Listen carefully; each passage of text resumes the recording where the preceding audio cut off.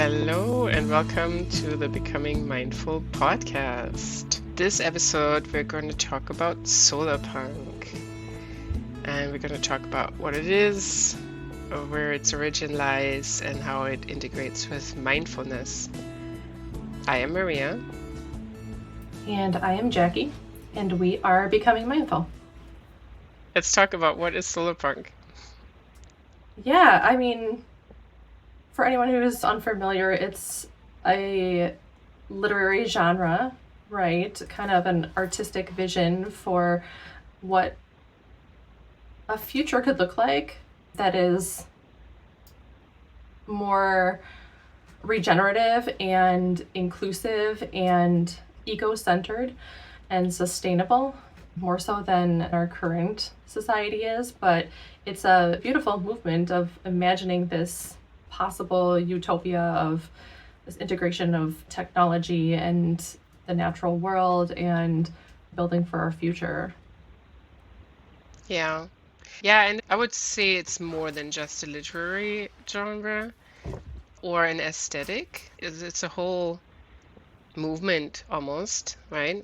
Contrary to a lot of the dystopian futurism, Solarpunk is more of an uplifting vision of our world with sustainable, kind of post-capitalism, community-oriented society, but with the use of technology to uplift humanity and the planet. It emphasizes on real-world applications and also recognizes social issues and climate change damage, right?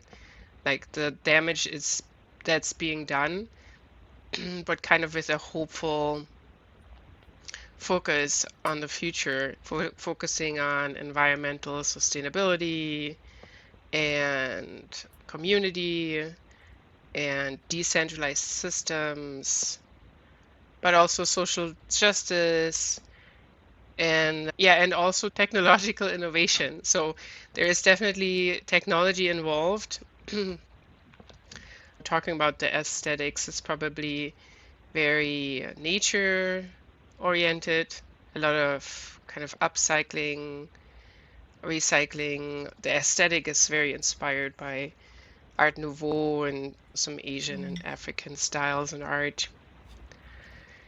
And I kind of want to read a quote from Andrew Sage of Andrewism, where his definition of Solarpunk is: Solarpunk is a shining vision of a positive future grounded in our existing world that emphasizes the need for sustainability, self-governance, and social justice. It's a movement that's dedicated to human-centric and ecocentric ends. It's a futurism that focuses on what we should hope for rather than what we should avoid. And yeah, so all in all, I think it's something that very much aligns with my values and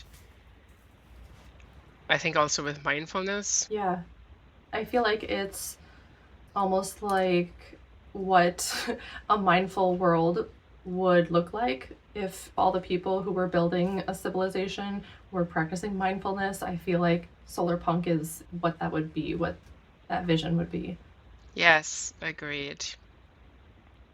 Yeah, I mean, if we want to talk about how it integrates with mindfulness first, before we talk a little bit about where it comes from, Yeah. we can jump right into that, because I think if you look at mindfulness, we've talked about this a lot too, is kind of the connection to nature and the interdependence of all living beings, right? Right. And Solarpunk really incorporates that or embodies that as well, with this living in harmony with nature and promoting practices and technology that supports that balance and sustainability. So I think that really fits together really well. Yeah, absolutely. And I feel like it's like a natural progression at least it was for me, as you know, the noise of everyday life is really negative and really, you're not good enough, you should buy this product, or the world is falling apart and it's this president's fault, or it's the last president's fault, or whatever. But we're always kind of being pulled in all these different kind of negative directions. And as you develop your mindfulness practice and you're becoming more present and you start to quiet all that noise, I think you start to turn toward a more compassionate and holistic path, because you can see the possibilities, you can see the good things when you stop all that external noise. It's kind of like mindfulness practices really bring you closer to your connection with the entire world, as far as people, the earth, the environment. And when you go to work or whatever career you've chosen, now you're kind of primed with this bigger connection versus kind of like that egocentric place where you're thinking, what do I need? What do I need? What do I need? And you kind of shift more to like, how can I serve? Like, how's the best way I can serve? And I think the Solarpunk vision really, it's for the greater good, right? Everything is really thought in a bigger way versus just this individualistic kind of way that our society is kind of built on right now. That's right. Yeah, and I think that you hit the nail on the head. We have this individualistic society. It really stands contrast with that, which is why we say punk, right? It's kind of like the opposition to the current world. And it focuses very much on community, right? And also, you know, resilience of community and collective action and collaboration and solidarity, which is sorely lacking at the moment, it feels like, in the world, right? I mean, obviously people still do these things, but it feels like overall, and that's a big part of mindfulness too. And then on the other hand, what you also mentioned with consumption, like we're always consuming in fast whatever, right? Fast food, fast fashion, fast whatever. And with mindfulness, you have this kind of slowing down and being in the present and taking intentional action versus just living on autopilot, which I think Solarpunk encompasses as well. We have the reduction of waste and sustainable living, supporting local economies kind of thing, and definitely prioritizing renewable energy sources, but also I think tapping into this hopeful and positive vision and creativity, right? And it's tapping into creativity and collective creativity, where, you know, we're all one, and being more mindful of the planet and how people live and what's healthy for them, for their mind and their body and so on, right? Right. And I mean, you're kind of leading to it. Solarpunk is really solution based, right? I mean, so many visions of the future that we have in media and popular culture is so dystopian, and Solarpunk is this whole other side of that that's so hopeful and optimistic and really taps into what is best for everyone. How can we make everyone live their best life, and like you said, in a sustainable way?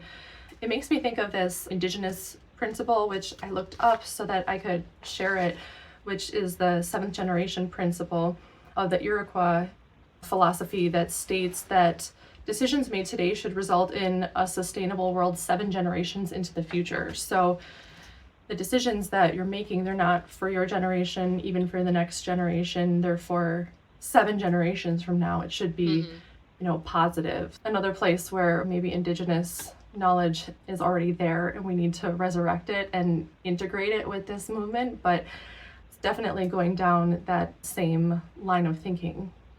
Yeah, and I think Solarpunk does definitely tap into that as well.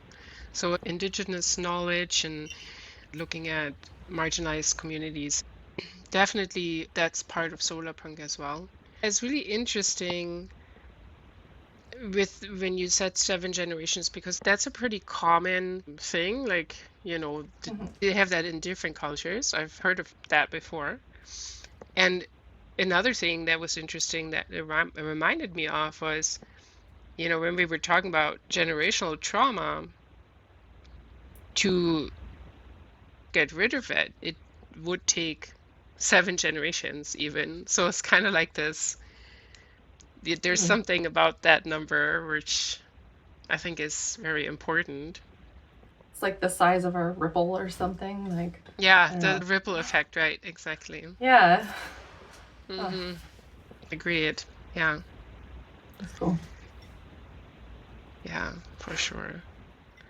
And I also really feel that when you are really diving into mindfulness, you get to this point. And I think we've talked about this before in some of the other episodes, that you inevitably get to this point.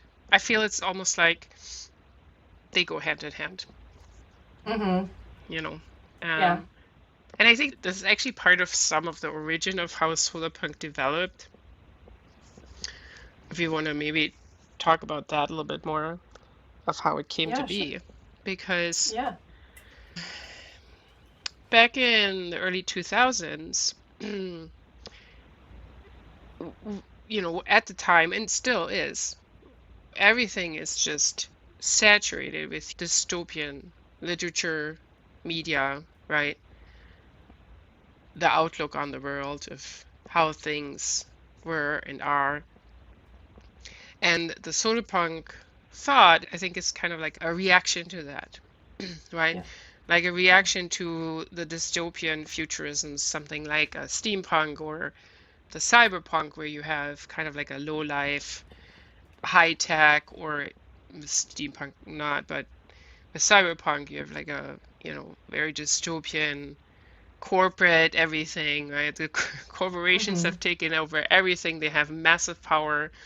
And I think people have that hopelessness because it feels like, yes, that's the direction we're going in, because we're already seeing these things in our current life, right? And so I think that's kind of where this Solarpunk originated, is this reaction to that, rejecting that vision, right? Rejecting the vision and instead envisioning a more optimistic and proactive future. And then, so from what I've read, kind of where this whole name came from and everything was, so in 2008 there was a blog post on a site called Republic of the Bees, and it was named From Steampunk to Solarpunk. And that kind of conceptualizes Solarpunk as more of a literary genre that was inspired by steampunk, right? And then in 2014, there was a Tumblr post kind of about the aesthetic, how things look like, and that got super popular. That went viral, and with that, it was kind of like the start of it getting more and more popular. So there was a quote describing this essentially as a world in which children grow up being taught about building electronic tech, as well as food gardening and other skills, and people have come back around to appreciate artisans and craftspeople, from stonemasons and smithies to dressmakers and jewelers and everyone in between. So that was kind of the start there, and a little bit later the term Solarpunk was really coined by or cemented, I would almost say, because obviously in posts before it was mentioned, but I think it was really cemented by an article by Adam Flynn. The article was called Solarpunk Notes Towards a Manifesto, which really goes through kind of bringing in what solarpunk could be. And it ended with the sentence, "Solarpunk is a future with a human face and dirt behind its ears." I really love that. I really love that sentence so much because, I don't know, the humanity in it and the connection to the earth is a wonderful sentence. I really love that. And yeah, it gained more and more traction as a cultural movement. There's lots and lots of media that was inspired by it, lots of books, which we can talk about a little bit later, movies. I think one of the bigger ones that came to my mind as well was, like Studio Ghibli movies and the aesthetics in them. And actually, if you think of like Princess Mononoke, there's lots of influences of solarpunk in that movie. And yeah, that's kind of how it became a thing from what I've gathered. Yeah. I mean, as we were talking about last episode, you have to see something or be able to imagine something before it can become a reality. And so the fact that we're seeing this trend through all this pop culture and all this media, it's a way to influence a whole generation of people. I mean, it's such a tangible way for people to actually see how these ideas can be put into practice and how we can live in a society that respects nature and thinks 7 generations ahead. And so, yeah, I think it's so hopeful that people are building worlds around these and distributing it to the culture. Yes. It's just adding more hope. Yeah, for sure. And I can only agree that we've seen this with any sci-fi literature or, media from before, that anything that we currently have, technology-wise, for example, is something that has been thought up in sci-fi before. And right. It's almost like, you have a sci-fi author think of possibilities and be creative, right? So the art is spinning the visions of what could be, or what we should aim to do, right? And then at some point later, this is then manifested in engineering and wherever, probably the people that consume that media, right? So Right. So you have to get used to the idea. You have to kind of embody it yourself, and then you can figure out how you can add your unique spin on it and push the idea forward. Because like the artists who imagine these ideas out of nothing are going to be different people than the people who engineer it and put it together. And that's why we need that creative collaboration that you were talking about earlier. Right. Yeah. And I think that's why we also need these kind of movements, because, if all the media just depicts dystopia, then what else then dystopia can come to be, right? Right. It's going to become self-fulfilling. But it can all start with things like getting our minds and our behaviors in a mindful place and becoming more present and getting the autonomy of our minds back, I guess, through things like mindfulness. Because I think with a mindfulness movement, we can make real strides towards actually making this real. I'm just thinking now, if you think back to when mindfulness practices really came to the United States, in the 50s, and it's really spurred like the 60s movements into mindfulness and things like meditation and yoga and retreats to India and things like that. And mindfulness teachers from the East could travel to the United States and share the practices. Out of that came a lot of solarpunk ideas, people actually trying to change society in a lot of the same ways that the solarpunk movement is talking about things like communal living. Or we had Michael Reynolds, who built Earthships and built these homes that incorporated nature and were self-sustaining and off-grid and everything. And I think it spurred a lot of manifestation of this kind of a world. And so I think we have maybe an opportunity to do that again with new technology, with where we are in the world right now. Yeah, I think, yeah, there's definitely a lot of relation. Now, obviously, Solarpunk does have one of its pillars technology, but otherwise, it's very much rooted in what you've been talking about, for sure. Yeah, and I think that is so important that we see these things, right? That people are aware of these things. And be it through mainstream media, if you put an idea into people's head, it can become a seed for something new. Now, obviously, having solarpunk in popular media or becoming more and more mainstream, of course, you're going to get into the situation where capitalism again will try to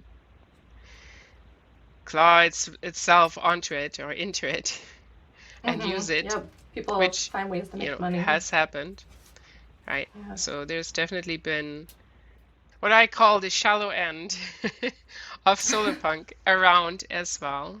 So we've definitely seen it being commodified, or the aesthetics used and decoupled from the whole movement. Yeah. I checked YouTube for some videos in preparation for this, and the first video, the first solarpunk video, was a solarpunk aesthetic, and it was a commercial for yogurt. So yes, it's like, well, yes, I've seen that one, and yes, I've seen it. Like, solarpunk. no, they've used the whole solarpunk aesthetic to make a commercial for yogurt. All right, it's the irony, but okay. Well, it's yes, and this has exactly been happening as well. So people and corporations have adopted the aesthetics of solarpunk for clout or greenwashing, especially greenwashing, right? Yeah. If you have people like slap some greenery and flowers on a concrete skyscraper and call it a solarpunk green skyscraper. It has a green roof. Yes, but it's still concrete, and it just does nothing for the ecosystem. Or things like you have certain nature motives and DIY aesthetic on fast fashion, without addressing any of the environmental concerns in the production process, or any ethical labor humanitarian concerns either, right? They're made in some sweatshop with horrible chemicals, and then it says like, a green future or something. I don't know, but I'm just making this up. I don't have a concrete example right now, but we've all seen it, right? We've all seen it. Same with tech, right? I mean, we have tech relying on the aesthetics and the background of solarpunk, but again, manufacturing process and ethical concerns are not looked at, and contributing to more electronic waste. Think about all of the products that have like solar panels and all this stuff, right? They're not going for like a holistic approach at all. Right. It's a gimmick instead. Yeah. So they appropriate the aesthetics without embracing any principles or values of Solarpunk at all. Yeah. And of course that dilutes the message, right? And makes it superficial. And I think it turns a lot of people off to it because they see through that and they see that that's BS. And I think a lot of people can look at that and kind of lose faith in any environmental movements or any kind of progressive movements because they're often corrupted in those ways. And again, it can be difficult to picture with how our current systems work since everything you just described is like very accepted and normal. Things like fast fashion or something. It's still going to be in our malls and we're still going to be exposed to it and sold it. Right. Yeah. Yeah, and I think that's one of the big objections that people might feel against Solarpunk, that it's just this idealistic utopian lush green landscapes and vibrant communities, and then you look out into your streets and it doesn't look like that, and people feel like, oh, you have this naive vision that is completely divorced from the realities, right? The realities of the power dynamics and the resource constraints and all the injustices in the world. That's definitely one of the objections, I would say. Right. Definitely being accused of not being realistic. And I think some concerns are valid. I mean, the thing is it's not a snap your fingers and tomorrow we live a Solarpunk utopia. Yeah. Things like experimental cities and trying different things and trying to make a pathway for us to experiment with these things. I mean, it can be so difficult to try something that's never been done. I mean, I'm speaking from personal experience, from like trying to live in a tiny house, for instance, and there are stigmas and laws and preferences of people that don't want to see change, or they don't want to risk what we have to try something radically different, which I'll argue Solarpunk is pretty radically different. But a lot of people just aren't comfortable taking that risk. And I say that as a privileged person. A lot of people can't take risk.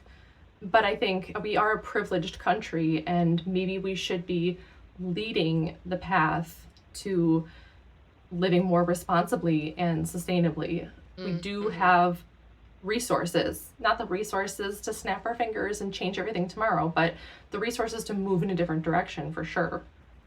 Yeah, and I think that's probably also where this objection stems from, right? So this worry that we're just romanticizing something that is not rooted in real, like seeing the path there is too hard. And that's the thing, humans have always struggled with long-term things. Like we're not good at it. We're not good at anything long-term. We're not. And I think that comes in play there too, where people just cannot see how can we even get there. So they're saying it's unrealistic, right? But we have 7 generations. Right, exactly. Obviously, yes. It is important to have that counterbalance, right, to the narratives of doom and despair. For sure. Yeah. Like we talked before, so maybe it feels overly idealistic, but we need to have that vision to even make it manifest in the future, like we said before. And I also think that people don't necessarily grasp, maybe because of the commercialization of Solarpunk, but they don't grasp that it's a whole thing, right? It acknowledges the challenges and it acknowledges the complexities, and it focuses on, solutions rather than succumbing to Yeah. cynicism, right? And that kind of goes into this, maybe it's more escapism than activism, like feels like a naive vision, too hopeful, makes no sense. You have to look at the current power struggles and structures, and you're not challenging them with this vision of the hopeful future enough. But I think it does, because it does envision how we can work together and actively working towards a better world, right? It does inspire real world actions, community engagement, grassroots organizations, and collective efforts. And that is the foundation getting anywhere. And you do need hope and inspiration. Otherwise, if everything's falling apart, like, why do I care, right? Why do I even need to do anything? Right. Because the world's going to burn anyways, right? And that's the power of art. Right. Yeah. Yeah, but I think that's this whole kind of criticism of also maybe kind of like a lack of radicalism, like not being radical enough. You're not going to do any changes with this flower power hippie stuff, I guess. But I think it does challenge the current culture. Oh, yeah. And it gives us alternatives outside of current economic systems. Right? I mean, it's definitely very post-capitalist. Right. Which is hard to imagine. Yeah. Yeah, like promoting like decentralization and community empowerment. Yeah. Right. I think that has a tremendous impact on the mindset.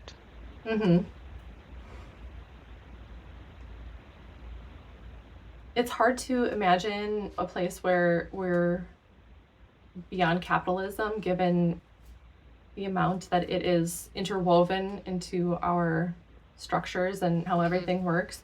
But I think it's definitely something that can begin to grow in parallel as a separate choice, that if we can permeate it into the generations and continue to keep these ideas alive, people will find ways in society, in their daily lives, to start to sprinkle it in and find inspiration from these positive, hopeful stories versus what you might be seeing in those dystopian or capitalistic messages.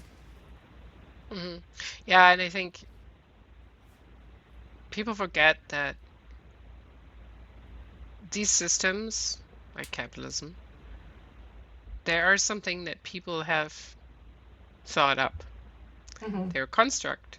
They're not nature. Right. They're something that we came up with, which means that we can also change our mind. Yeah. You know, if you think about feudalism, right? Kings and whatnot, like at the time, probably nobody would have even thought about like this impossible to have something that's different than this. This is natural, normal. But now we don't. Now, how many kingdoms do we still have with kings and queens and whatever still of actual power, right? Right. So, just like thinking up what a democracy is, what a republic is, like that's not something that we always had. Cavemen didn't have that. Right. Early societies were different. I mean, things were different. Yeah. Different civilizations have run successfully or prolifically without the systems that we have right now. Yeah, I mean, even the invention of money. Money is an invention. It's not something that you can grow on a tree. It doesn't exist in nature. Right. But, obviously you can't just dismantle something in a week. Yeah. That's just not how it works. Starts by, the art and inspiring, and let it grow. We just have to keep nurturing those ideas. Right. Like envisioning how something can work differently. So you can see that no, it doesn't have to be like it is now. It doesn't have to go into this endless growth of capitalism. And it doesn't. And coming back to mindfulness, I think that's also inherently mindfulness. You become aware of things. I'm thinking about the identity thing, right? You're building an identity, ego, right? Right. And you're clinging to that, and this is what you are. And mindfulness helps you deconstruct that and look behind it and even detach from that identity. Which, again, same with social systems, but this is not an easy thing to do. I mean, it takes tremendous power to even think about that we're not that, because we've talked about it with Eckhart Tolle's The Power of Now, right? It's like the death of your identity is like a real death. Like it feels like a real death, like you're dying, like something dies. And through mindfulness, this can be something that you can do. I hope that makes sense. Yeah, it does. Yeah.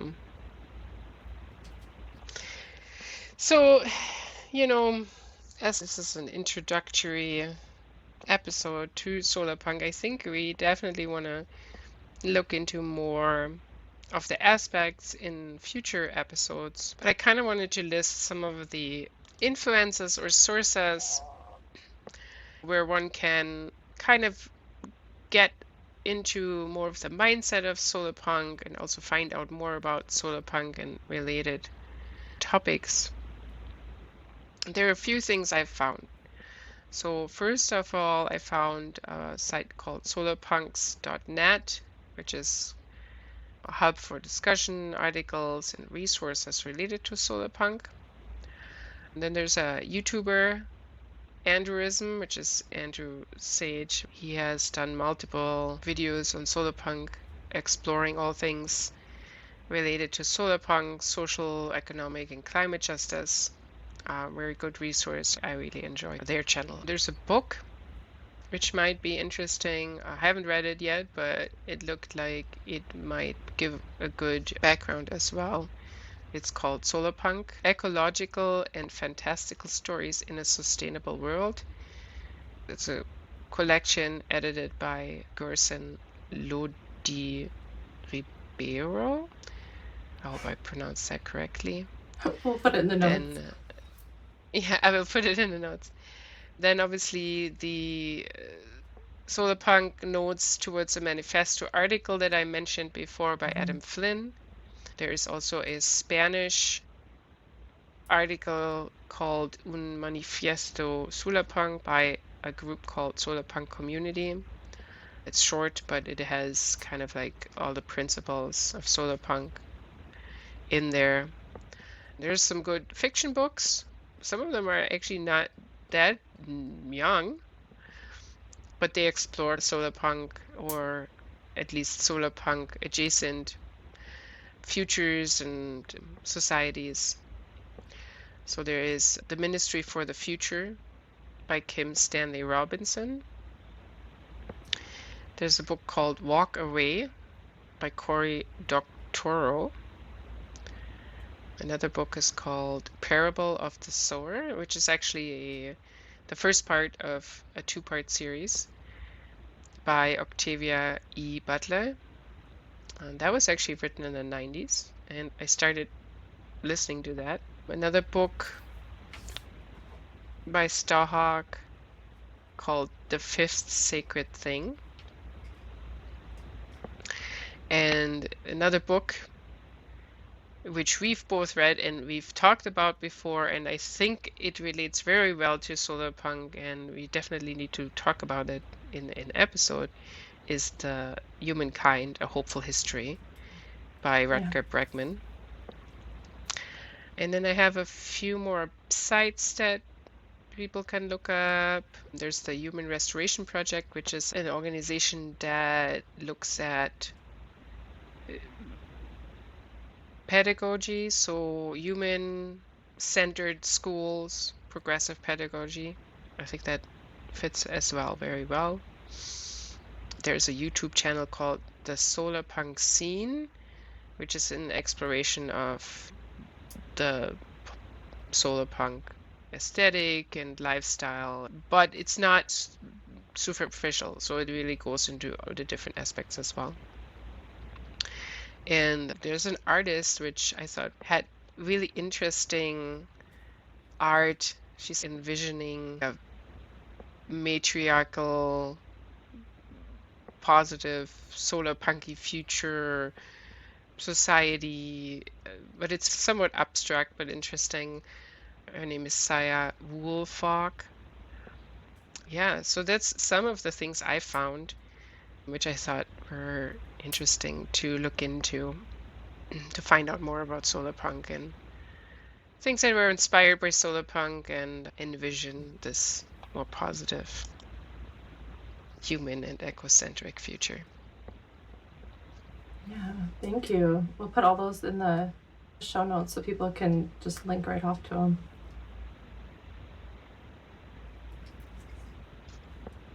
Did you find anything? A few of the things that you had on there, like the manifesto and the YouTube channel, but I did not find that much stuff. There's a few books in there I think we should put on our list. Mm-hmm. For sure. Yeah. So I think we've talked about this a little bit earlier today. I feel that can definitely be a little series for us to dive into more, the different aspects of Solarpunk, or what a Solarpunk future could look like. And what like a mindful society could actually look like, painting that picture. Mm-hmm. And steps that can be taken, obviously from a lens of mindfulness, because that's what our podcast is about, but yeah, looking forward to that. And with that, I want to thank everyone for watching, listening again. We appreciate you.